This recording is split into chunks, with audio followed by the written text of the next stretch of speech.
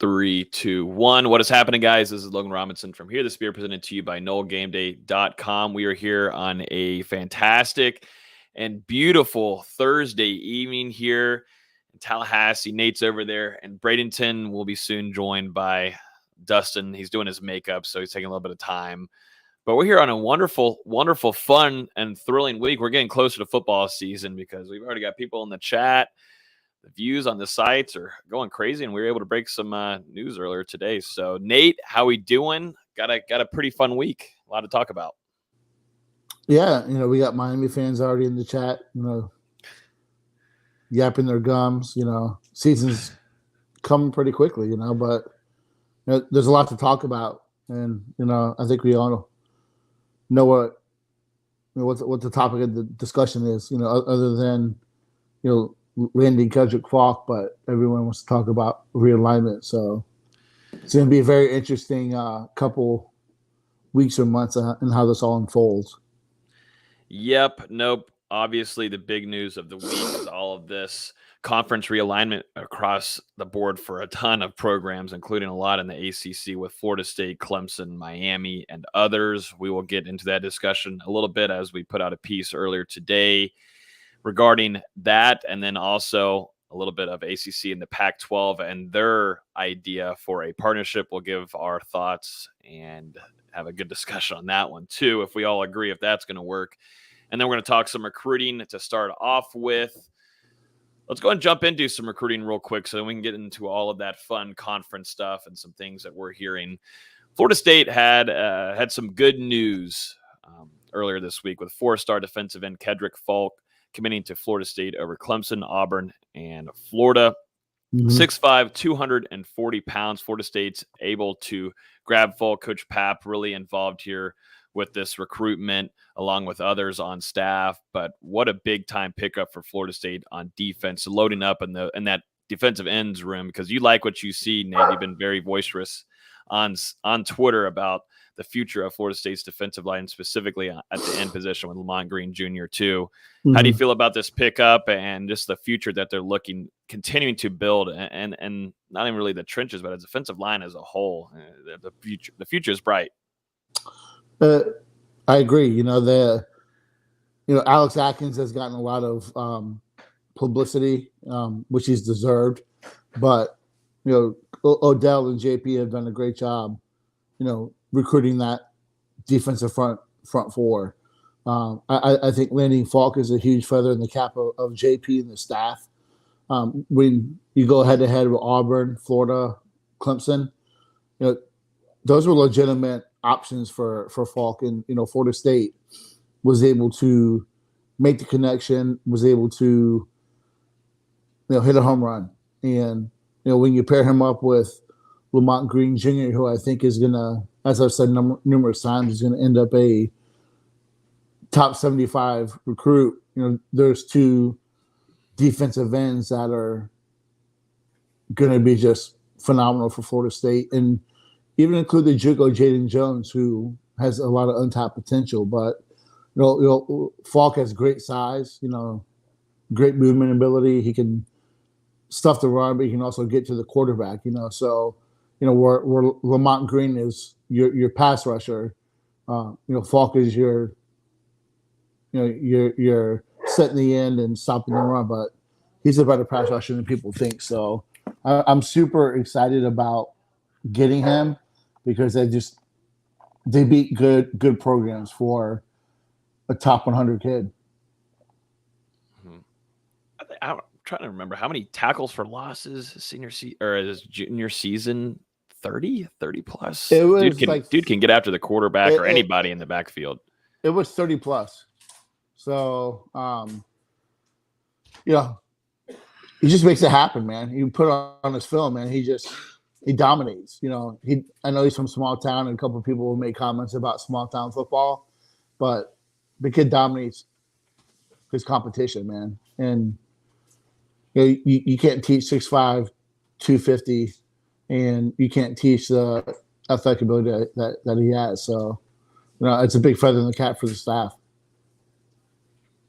Yeah, huge commitment for Florida State to land Kendrick Falk over Auburn and Clemson.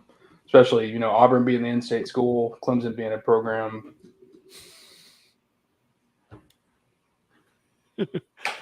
Where's your mic at, bud? Well, we can hear you, but I don't think the mic's near you. There we go. Big commitment for Florida State to land Keldrick Falk over Auburn and Clemson, especially with Auburn being the in-state school, Clemson being a program, a high profile program that has been pushing for him for a while. But I mean, really, for this one, I think you've got to give the credit to senior offensive analyst Austin Tucker, who ever since COVID hit, he started developing a relationship with Keldrick Falk. So really about 2 years now. And they spent a lot of time communicating with each other throughout the last 2 years. Every time he comes up to Tallahassee, him and his family are right there alongside Coach Tucker. And then JP came in along with Coach Norvell and got this one closed out in the end. And, last couple of weeks, Florida State landed another trench player, Roderick Kearney, who became the top-ranked player in Tribe 23. Now Keldrick, another guy in the trenches, and he is now your top-ranked player in the class. So a really couple nice weeks for Florida State on both sides of that front. You mentioned relationships, and it paid off with Falk, paid off with Kearney. Hopefully, it pays off with Simmons, and that's why I think that linebacker Blake Nicholson's a legitimate option because of the way that Coach Shannon, Norvell, and the staff have recruited him, and the way they've built the connection. So, hearing a lot of it from these commitments now about how the staff is building bonds. So that's something to watch for. As you have Simmons coming up, you have Nicholson at some time by the end of the month. Smothers coming up. So there's a lot of it's going to be a busy month for Florida State recruiting. So if those relationships can hold tight and hold true, Florida State's going to climb the rankings very quickly. Yeah, and just sticking with that defensive line, now 4 of your 10 commits are on the defensive line. I think you named them all earlier, Nate, except for maybe KJ Sampson. So Florida State, they've already got 3 defensive ends committed. They've got 1 interior lineman committed, also pushing pretty hard for Jordan Hall. So they're probably a commitment or 2 from being done completely with the defensive line in Tribe 23 this summer. So, and hold on to what you have. Jones, Green, Falk. Mm-hmm. Hold on to Sampson. If they land Gatson and Jordan Hall, you're hard pressed to find a better defensive line in the country in terms of this recruiting class.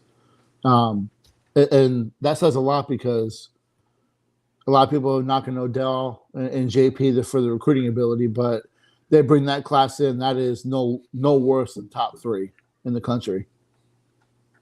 Yeah, and you're right there on the other side of the ball with Kearney and maybe Lucas Simmons and Chester. We'll see how things play out for those 2 guys. But, I mean, it could be a heck of a haul both ways for Florida State on those trenches. And, really that's the way you build a team. It all starts up front, and Florida State, they've gone at it to flip both of those rooms.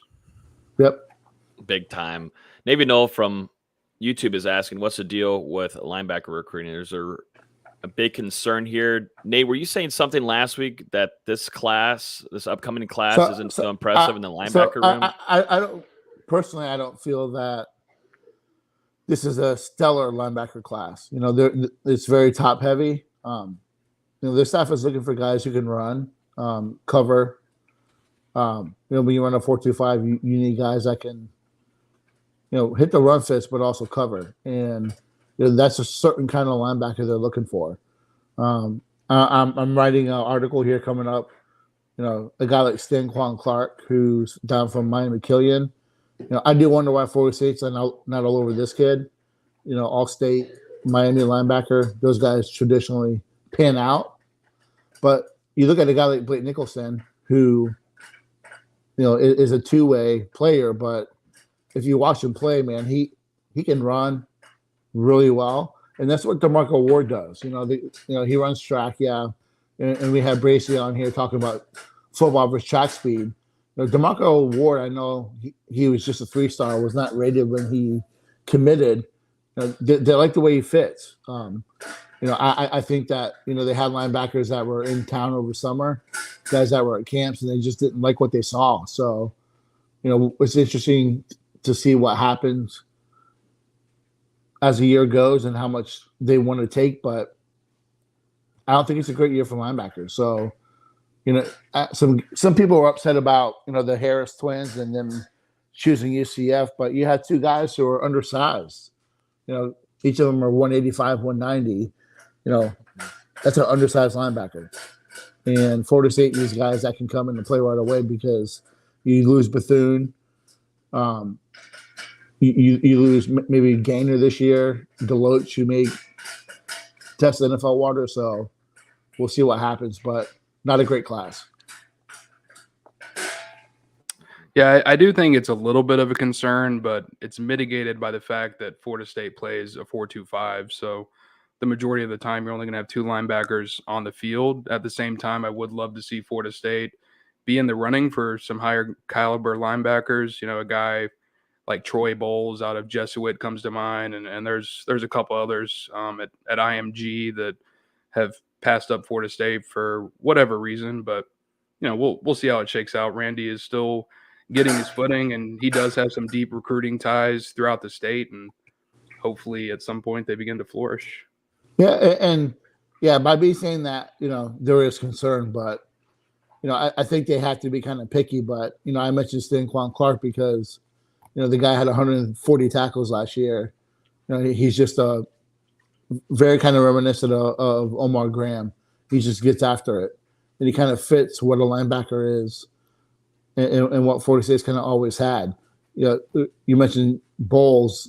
He's one of my favorite players in the class period.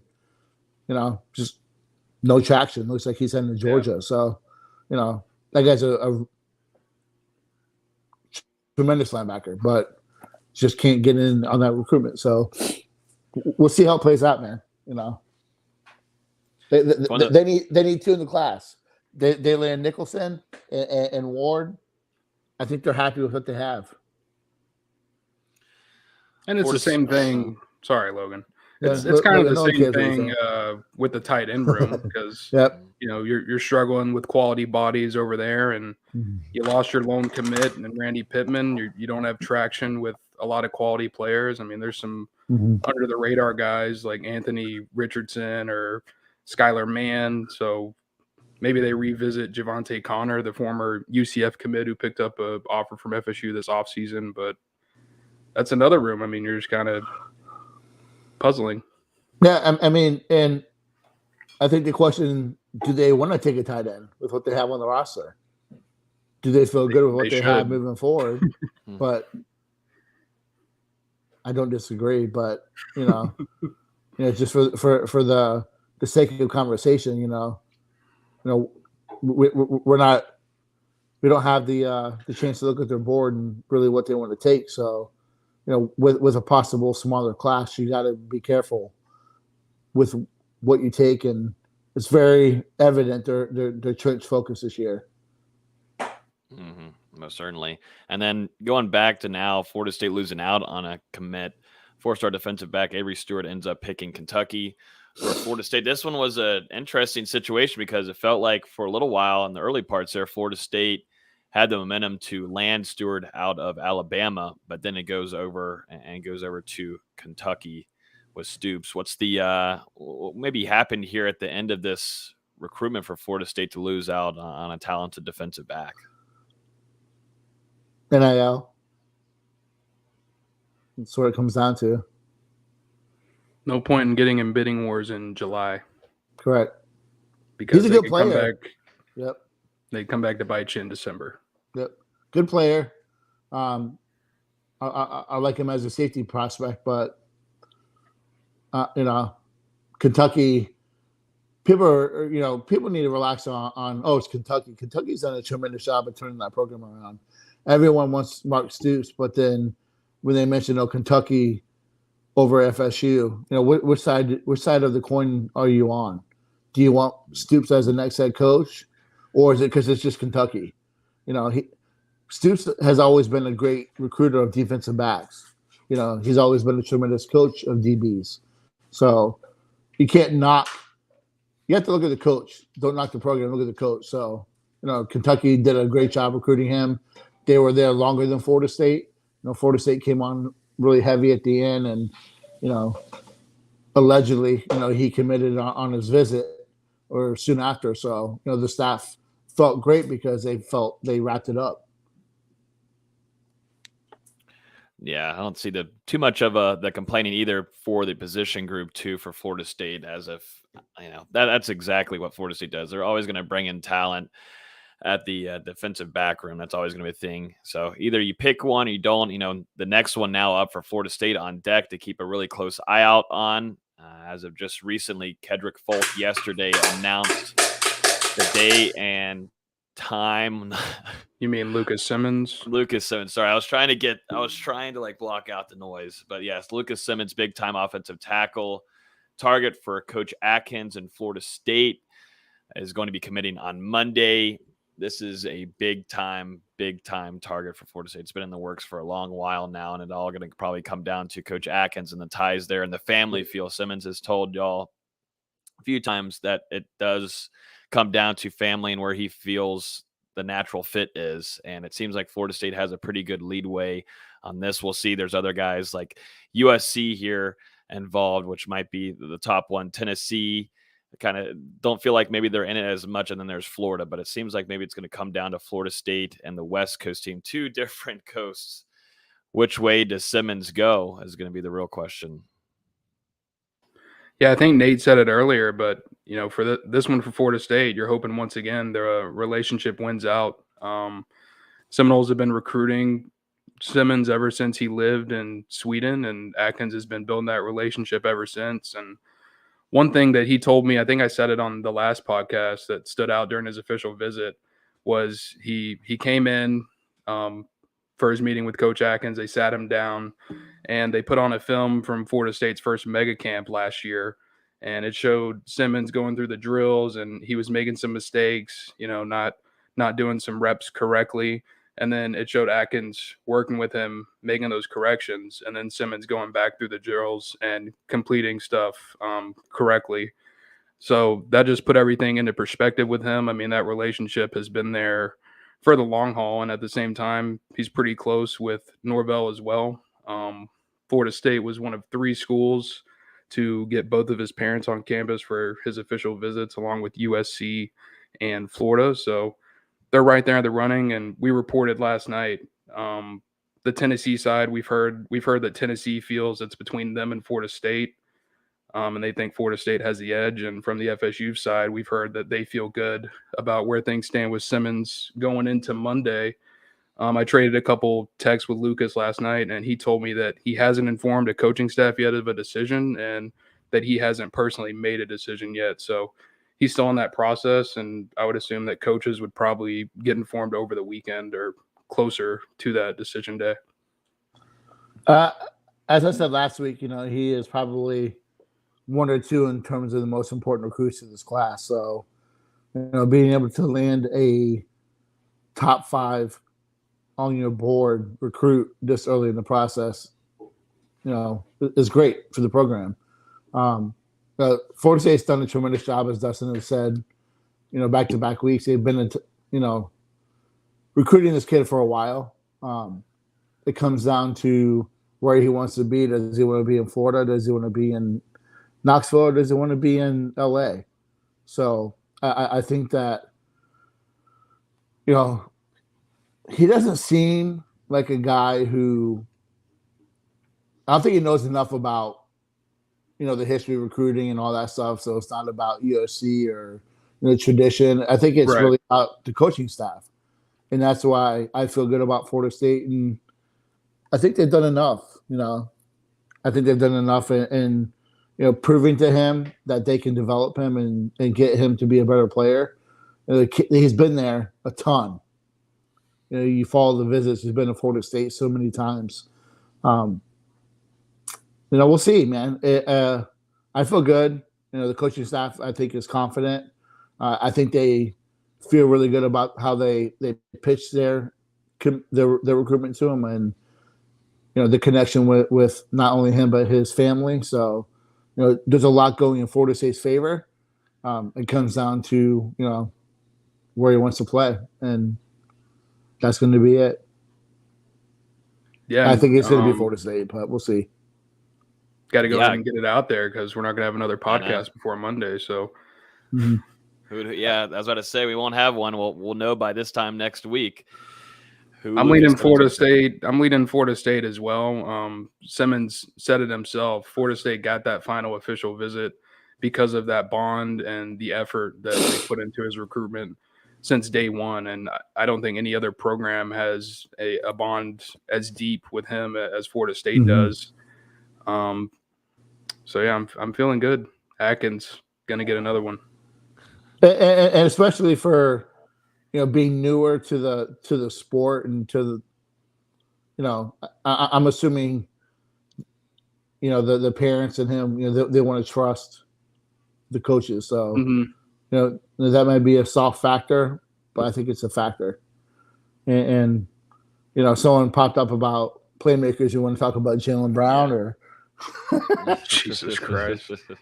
But Nate, to your credit, Lucas said as much when I got to interview him after his official visit. He said that he had told his parents so much about Florida State and what he thought about the experiences and the coaches. And then finally, for the first time, they both got to come with him and experience it for themselves.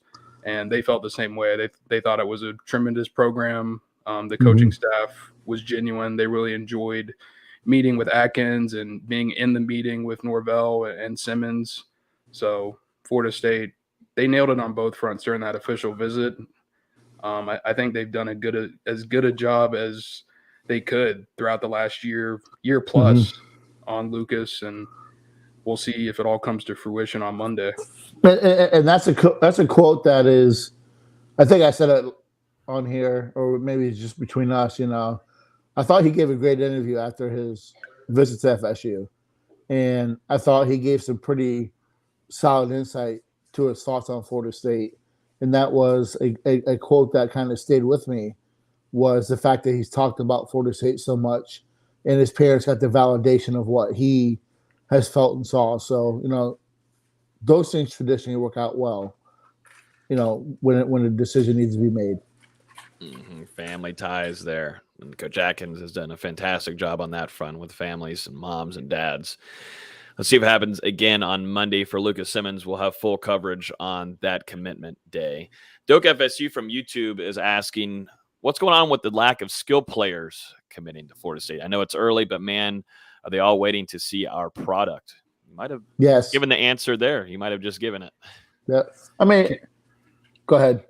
I was just going to say, can I interest you in Vondravius Jacobs and Goldie Lawrence? So I'm not so sure. I'm not so sure that Jacobs ends up on offense in college. I can see him playing corner in college. That's something that I possibly would like to see. They're recruiting a ton of skill players. I know they haven't had any kids commit yet. Jaylen Brown's making his announcement here this week, right? On the 7th? Tomorrow. Yep. I expect that to be LSU, but that recruitment's far from over. The kid's going to take visits. I don't think that recruitment is any close to being wrapped up. Hakeem Williams, they've done a tremendous job recruiting him.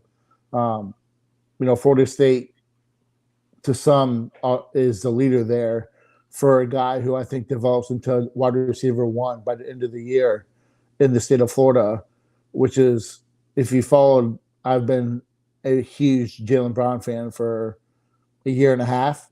I like Brandon Inus. Inus has the strongest hands I've ever felt when a recruit shakes your hands. And when I shook his hand at that elite camp, man, he has a great grip. So he's gonna do really well in college. You pay attention to those things when you get older, Dustin. It's been 4 months since you touched his hand, man. He had a great. That was in March. He has strong hands, man. But we get an announcement from Smothers here, and I think that goes Oklahoma. You have Singleton, who I think is going to be Florida State. You had the wide receiver from Louisiana, who they Sampson. feel very good about right now, coming off the official visit they had with him. But I do think that it's a show me right now. I think these guys want to wait and see how things unfold on offense, which I completely can understand. Florida State's built the trenches now. If they can get the playmakers, they're cooking with grease. But there's legit options. Hakeem, Jalen Brown recruitment's not over. I think Foles is still a legitimate option. There's a lot of guys still out there. I think that we won't have an answer until we see how this team plays. Yeah, and also when it comes to Hakeem and Sampson, they've already said that they're probably not going to commit until following their senior season. So that just really comes down to the announcement timeline. And as for the running back room, I think it's just that there's a lack of options. Florida State, they're obviously their eyes are set on Dalen Smothers and Samuel Singleton. We'll see if they're able to turn things around with Smothers before he decides next week. And Singleton was another guy coming into his official visit. He said that he had plans to not announce a commitment until following his senior season. And then coming out of the visit, he said it went so well that he was thinking about moving that announcement up. So we'll see what he decides to do. We talked about tight ends a couple minutes ago, and I kind of feel the same way about the defensive backboard. It's a little slim at the moment, and a lot of the guys at FSU are involved with outside of Stewart. It looks like they're probably not going to announce till more towards the fall. And I think a guy like Smothers probably holds off on his announcement if he wasn't, suspended for his senior season for archaic rules in North Carolina about transferring. So I think he bumped up his commitment because of, he's not going to play his senior year. And Florida State did a great job recruiting him too. Sometimes you just get beat. Oklahoma has a lot to offer.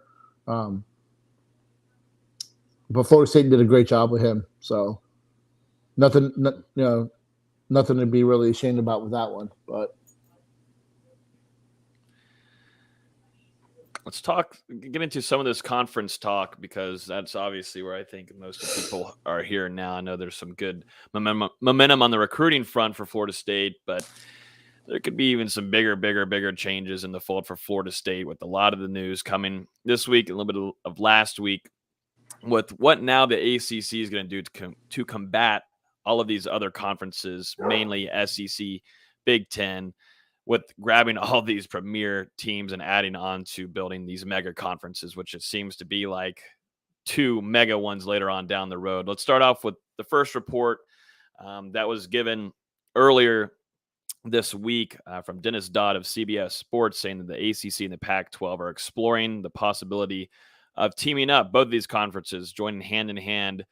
The proposal is a loose partnership that would include regular season matchups and a possible championship game. First off, before we go deep dive into this report and the idea of this, does it make sense for you guys, just, I think for every FSU fan, any fan in this conference, does it make sense to partner over with a conference that's on the whole entire other side of the country? Or does this feel like this is desperate measures, got to do what you got to do to stay afloat kind of thing? And this was supposedly first presented by the ACC to the Pac-12. My opinion is that this is after we get rated by the SEC or Big Ten, we need to pick up the pieces, and what's left of the Pac-12, let's go ahead and join forces and try to be a fourth major conference. I don't think that necessarily would include a Florida State. I think that's an after the fact kind of relationship. I think it is kind of stupid to have to go across country. I think that that plays into the favor of the home team every week, having to travel thousands of miles every week. I'm more of a geographical fan of conferences. That's the old school in me. But no, I think that report by Dennis Sauer was more about, what can the ACC do to remain relevant after they lose X amount of teams. Yeah, it's just really the only way that the ACC and Pac-12 have any chance to try and combat what the Big Ten and SEC are building towards, which are two mega conferences. And the reported numbers for the new TV deals for the SEC and Big Ten are jumping up to around $100 million annually per program, which is pretty insane.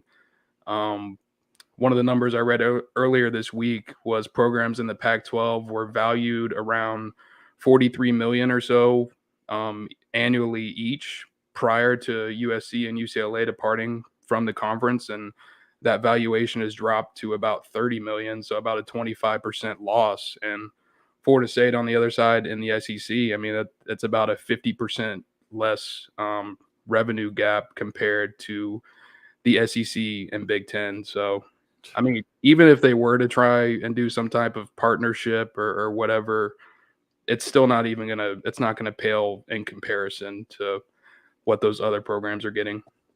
I'm kind of surprised that Stanford is kind of being swept aside because all of their sports are great. They year in, year out have competitive sports across every kind, whether it's softball, football, that's a great brand. I'm surprised that, it's just UCLA and USC. I'm surprised that Stanford is not a part of that move.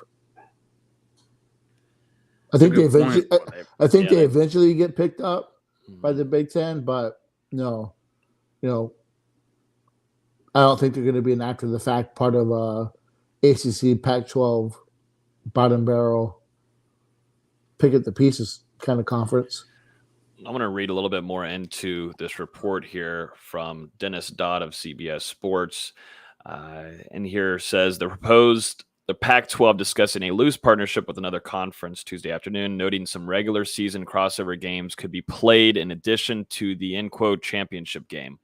Sources indicate the proposal is viewed as a strength in numbers move. While the 24 combined ACC and Pac-12 teams wouldn't have nearly the clout, and it's crazy now that clout is, I guess, really a word that we use now regularly in journalism. But here we are, it's 2022, but they don't nearly have the clout of the 32 programs combined in the SEC and Big Ten. It would be something to combat the growing financial gap between those burgeoning super conferences and everyone else. Well, so, who was it that put out there about Florida State and just the numbers they do? Florida State's down, but they still rake in the views for ESPN. They're still national. People watch them, and whether people like it or not, that's what's they're gonna end up in one of these two conferences. I hope it's the SEC because again, I like geographical conferences. But Florida State has a lot of national recognition. I think just the improvements of the women's sports helps them. Basketball, the improvement there, and it's an overall university now. Well, it feels like with this report too, feels like another thing where remember the alliance that they were all going to build the ACC. They were all going to build. That was a joke. Pac-12, Big Ten, and then nope, that's just not happening anymore. Bye. See you. Nice knowing you. We're going to go ahead and leave that alliance. So now it's just down to two conferences here trying to hold on for. Let's be real. That was over when Texas and Oklahoma announced they're going to SEC. You can announce any kind of alliance, but that was a power move by SEC.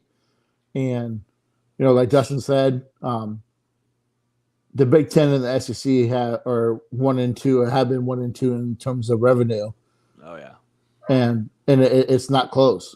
And those two conferences have said, all right, let's go. One of us is going to be one, one's going to be two. So that Texas and Oklahoma, I think we'll look back 15 years and say, oh shit, those two programs are what started this whole realignment. And when they renegotiate those media deals, the Big Ten with Fox, the SEC with ESPN, I mean, the astronomical payouts. It's just going to be something. Whoever's not in one of those two conferences, maybe unless you're Notre Dame, you're just not going to be able to compete with it. No, the money is way too much. Here's a little chart here that was inside the Discord today. Make sure you guys go join down in the description below. That's ridiculous, man. But here's how much the would numbers. 118 million help Florida State per year? I think they'd find some money for their football only facility and not have to get on their knees for the Spanx lady. But these numbers are crazy. I mean, if you're looking now at 2022, Florida State projected, or the ACC at $30.9 million, and then the decent increase there in 2025. But if you look at the SEC and what they're going to be doing over the next 3, 4, definitely 5 years, it's absolutely ridiculous. The jump that they're going to have. If Florida State cannot compete, being in that bottom number, it's just not possible. I don't care who you are. Even Clemson, money wins. Yeah, even Clemson's going to fall back. So, I'm all about it. I don't care. Again, I hope it's the SEC. If it's a Big Ten, so be it.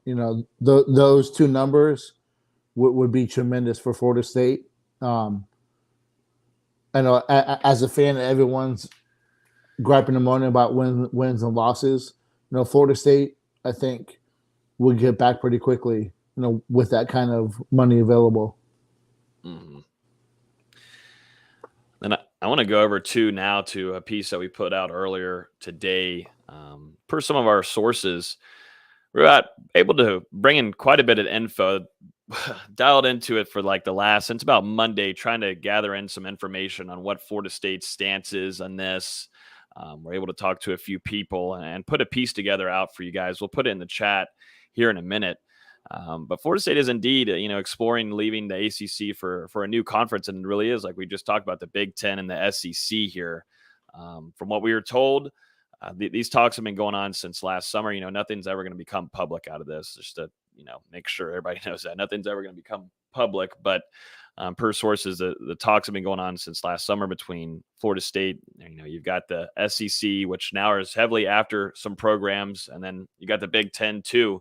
The problem with the Big Ten, you've got the AAU there with academics going on.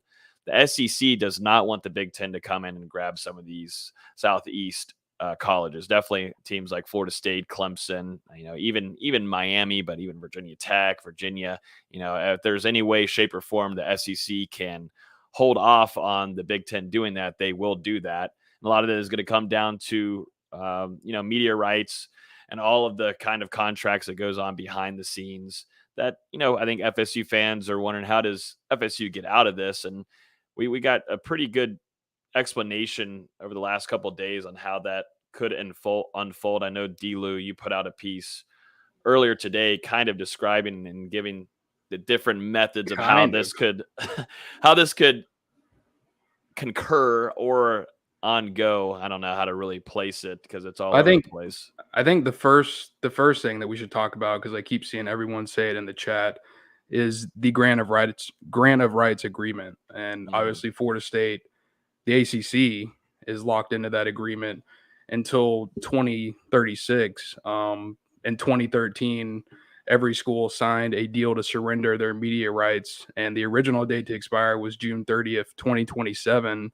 And then in 2016, they increased that for 9 more years to get more television revenue and to get the ACC network finally up and running. But basically, the grant of rights is executed based on ESPN's agreement with the ACC. So, for instance, if new teams are added to the conference, if the ACC was to merger with the Pac-12 or bring in a program from the Pac-12, the current grant of rights would be invalidated. Mm-hmm. So in that same scenario, ACC, they would have to create a new grant of rights. And in that instance, Florida State would be able to leave freely for another conference. And ESPN itself has a lot of power here. Technically, they could reverse course on their deal with the ACC, considering they're kind of aligned with the SEC. depending on if those profit margins outweigh the cost of abandoning that deal with the ACC, and with the numbers that we've seen, they probably will. So there is a way for Florida State to circumvent that, and they might have an example to go off of, because it sounds like the SEC is trying to move up the date to get Oklahoma and Texas in as soon as 2023. Long story short, there's a way out, and I think that has been long ironed out. That was probably one of the first things that was addressed. How did we get out of this? What's the fine print? What's the legalities? How do we get out of this at minimal cost? So the fact that the whole country, multiple conferences or the realignments all over the place, I would think that there's a 50-50 shot that FSU gets out of that deal freely. Plus, you get your top lawyers on that, and I'm sure they'll be able to find some type of clause or something in the language to circumvent it. Either way, worst comes to worst, you negotiate a deal, you make $117 million a year, and you pay it off until you pay them the money back. So there's a way out. Yeah, but either way, I think Florida State, they will have a precedent to follow.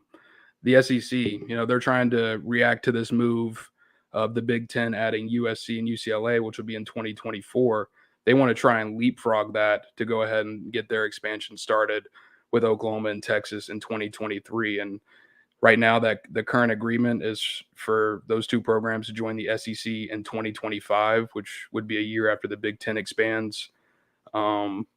So that means that they would have to figure out a way to get out of the Big 12 grant of rights to make that happen. So we'll just have to see how that process goes, and if the SEC is really about it, which they've proved they are, and they have the money to go make it happen if they really want to.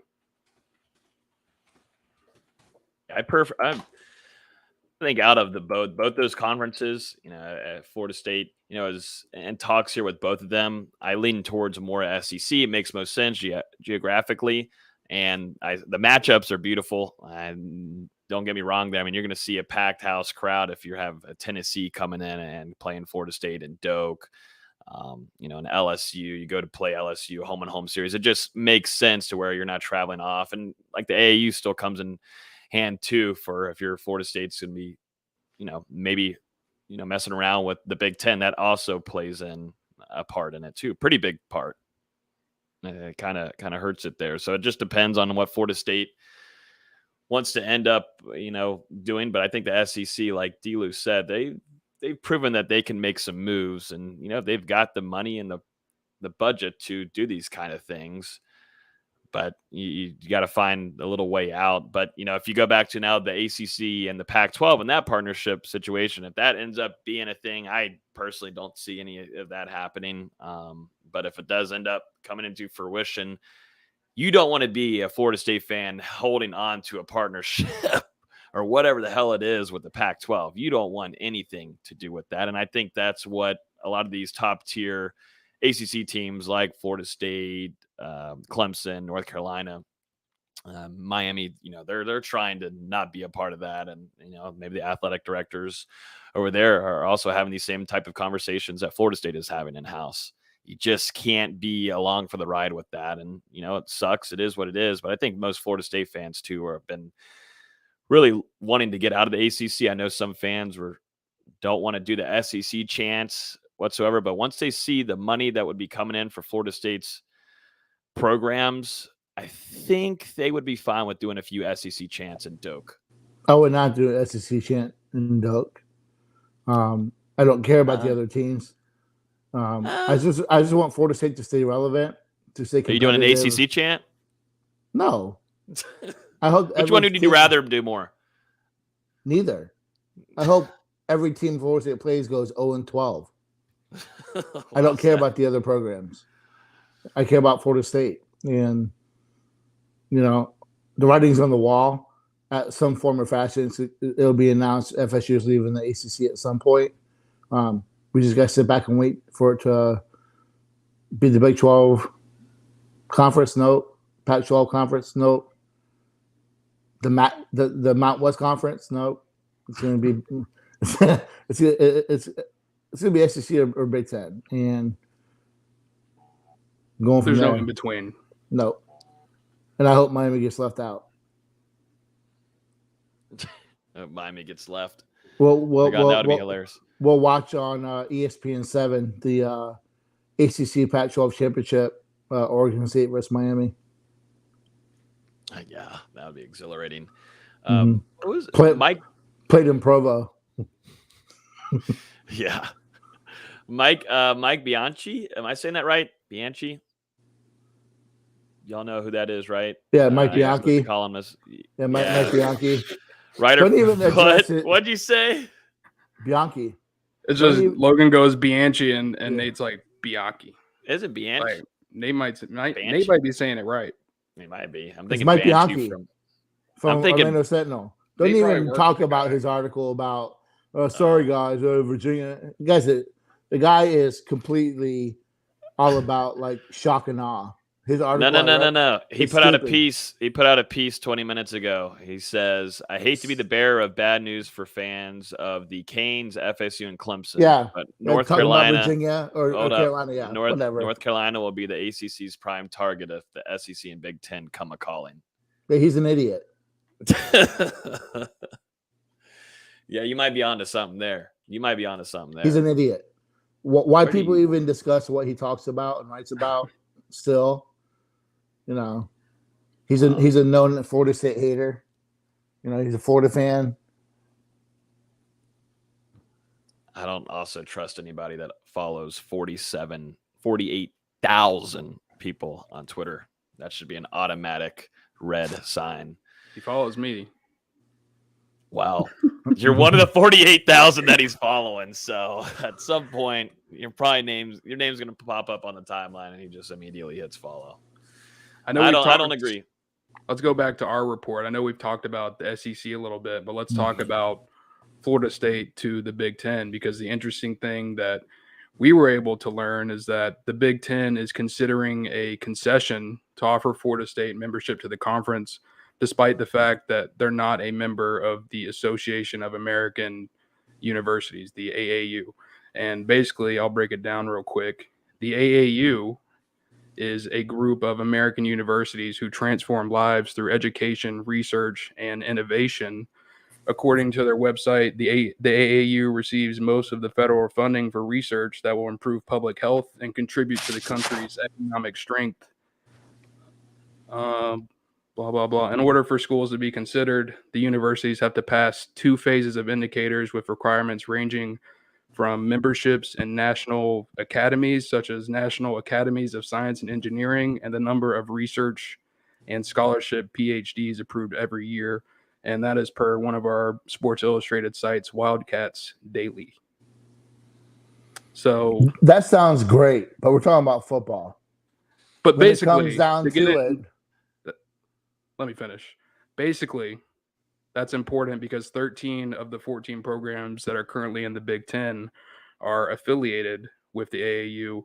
Nebraska is the only one that isn't, and they were previously a part of it. And you look at UCLA and USC coming in, they're also a part of the AAU. So the Big Ten, outside of football, they also put a big standard when it comes to academics. So it's very interesting that they would potentially bend a pretty imperative rule that they've had for a long time to get Florida State in the conference. Where's Florida State right now in terms of national colleges? Aren't they amongst the top 30? I could not tell you. It's more of the amount of research funding that they're bringing in per year, which I think that they're still on the lower end of that. They've been improving in those standings, but they're not at the level where some of those institutions that have been around since the 1800s. Yeah, exactly. That's what I was about to say. Florida State's also, exactly exponentially younger as a school versus, Ohio State, Michigan, USC, Stanford, hundreds of years younger. So, whatever. You nailed it.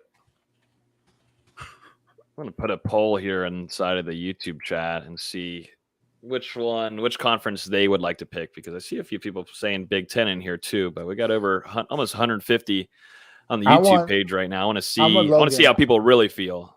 I want Florida State, Georgia. I want Florida State, LSU. Yeah,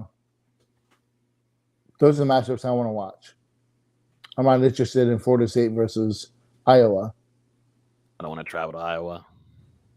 I can see it both ways. I think the SEC, it obviously brings you closer to a lot of programs that are right in the area for Florida State, and they would make for some interesting matchups. But then you look over at the Big Ten and the opportunity to potentially improve the university outside of football, to continue bulking up the academics. And you look at the new president, Dr. Richard McCullough, that's something that he's placed a big emphasis on. So it's very interesting that we were able to uncover that the Big Ten is exploring that possibility. And you would think that's something that would appeal to the higher ups at Florida State. Our YouTube guy Thank here, you, Go Noles. Yeah, he says, giving us some info here, 55th overall academic institution for Florida State and a top 20 public school academically. I remember seeing the banners out when I was on campus, when I used to go to classes. I think we all have our preference, but I think that all three of us, and I'm sure, Austin's not here, I think either one of the two, in order to stay competitive, I think we'd be happy. Not to speak for you guys, but I don't care. I want SEC, but if it's Big Ten, so be it. That's what it comes down to. I would say, money. Whoever is going to offer the most money, I think no FSU fan will really complain there. But if we have a preferred one, I think all of us are on the SEC side here. I mean, it's a lot. But doesn't it kind of make sense? ACC, ESPN involvement. It kind of seems like it'd be more of a natural transition over to the SEC with the ESPN instead of Fox. It just seems like it's more of a natural, organic transition. You wouldn't be changing much, at least national television wise. It'd be fun to have Gus Johnson calling games, though. Like you said, Nate, ESPN, they've got a lot of power here with that deal with the SEC. Obviously, we talked about earlier how they could kind of nullify the ACC's grant of rights agreement if they wanted to go down that path. But one thing that we were also told in this report, considering the SEC's massive deal with ESPN, the source is they believe that the ACC's grant of rights will only be invalidated if premier programs such as Florida State agree to join the SEC instead of the Big Ten. So there might be a more viable path for Florida State to get into the SEC rather than the Big Ten. That's kind of my point. ESPN can kind of be like, hey, come over here. You got to worry about that, that grant of rights. You come over here, but if you go over to the Big Ten, you're going to pay up. Got you in purgatory. They're like, all right, wait till 2036 then. Yep. Yeah. No, for a majority of the votes here tonight, it's going 82% to the SEC for preferred conference if Florida State were to leave the ACC. So ACC, not much of a shocker there at all. That's for sure. I think we could do a whole podcast on the impact of recruiting, just with the name of the conference. There's a lot of content to be done if there does indeed be a conference change. I'm already thinking of the web of different things, both pieces wise and on here. It would be nonstop of stuff. So I'm not saying that I would like to have something happen soon, but you know what? We still got a little while till fall camp. So give me everything you got, baby. Give me everything. Leak it all, please. Leak it all. I think it's going to act pretty quick because I think it's an arms race right now between the two conferences. I'm not saying next week or the end of the month, but I think within the next few months, maybe sometime during the season, I think we hear something. But even if it's more substantiated or hey, this is what is going to unfold after the season, I think we're going to hear something at some point within the next 3 months. Yeah. Let's make it happen. that TV deal money, those facility upgrades, they'll be done tomorrow night. You want the best. You want the best. I guess they got a baseball and softball coach. I don't know who else. You want the best replacement you can find for Leonard Hamilton. You will get him. Yeah. They can buy out that you need uniforms. There's a lot of investments that Florida State is going to be making in other sports. They're making upgrades to the softball arena. They're going to have to do a lot with the new baseball program around Link to really improve the facilities as well. And a move like this, I mean, it gets you the funding to make all those things possible. Yep. If you guys haven't, does it make sense for Notre Dame to go to the Big Ten? It does to me. Mm-hmm. Yep. I don't see why not, but they hold all the cards since they're technically still an independent school. And they make a crap ton of money off NBC. I don't believe that there's much holding them as far as the ACC's grant of rights. Put in the chat here if you guys haven't yet. Make sure you guys go join our Discord. A lot of the guys pumping in some info all throughout the week on there, and it's been rocking right now with all this conference talk. We got over. Can you pull up Joseph's comment? Joseph's got a comment, but yeah, if you're on YouTube, go click that Discord link. Go jump in there. The discussion is going very well. Which one is it? It's up like 7. Which comment? Comments. What's his Joseph name again? Stewart, Oh, Joseph. 801. There we go. So FSU isn't even making bowl games in the ACC anymore. So even if they go to the SEC to play tougher competition, they're earning about double the funding, maybe triple the funding than they are right now, which is only going to help them improve in the future. Making this move is going to be what helps get Florida State back with the amount of money they're going to be able to bring in to improve their programs, hire coaches, keep coaches, and I think it could pay off in the NIL world too. All of that, Dustin, I agree with you, has helped significantly. I think that increases Florida State's comeback. The climb back to relevancy, whatever you want to call it. I think that puts a little bit of gas in the tank, and $117 million can do a lot for a program. Yeah, definitely. And I think in Florida State's spot, I don't think they're hurting so much in years past financially, and definitely now with Alfred being in charge here and make a lot of moves left and right. But overall, that amount of money for any university changes a lot of things, not only football program, but like we're talking about outside of that with different programs with really excellent sports that Florida State has on the outside that could use some extra funding. It just makes sense. And, this conversation is only going to continue into next week and the next week. And God knows if we don't have any kind of answer per se or anything official, then there'll be a big discussion all throughout. Yeah, and whether it's right or wrong, we can have our opinions about it, but these recruits are bound and determined to play in the SEC right now. Ohio State and they're doing their thing, but a lot of these Southern kids want to play in the SEC, so that helps FSU. But imagine the soccer program with $30 more million. They're already probably the best soccer program in the country now. Softball, that's all gonna. It's gonna be interesting to watch how it unfolds. I think Florida State climbs back to the top of the mountain in terms of a program for not just football, but basketball I don't care about. Austin can, suffer through that, but it's all about football for me. So, yeah, I've got a simple saying: adapt or die. You make this move to the SEC or Big Ten, or you are going to fall behind like every other program in the country outside of about 40. Adapt or perish. Triple H.